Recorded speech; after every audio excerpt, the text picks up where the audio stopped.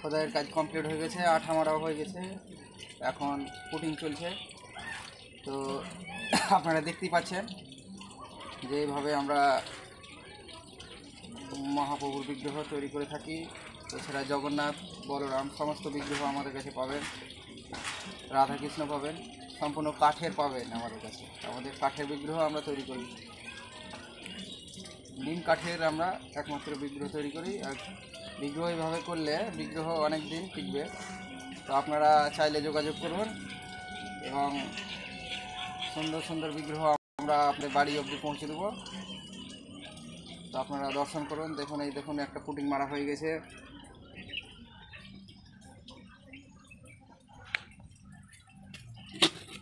আমাদের একটাই নাম্বার, সেই নাম্বারে যোগাযোগ করুন এবং আমাদের কাছে সুন্দর সুন্দর বিগ্রহ পাবেন।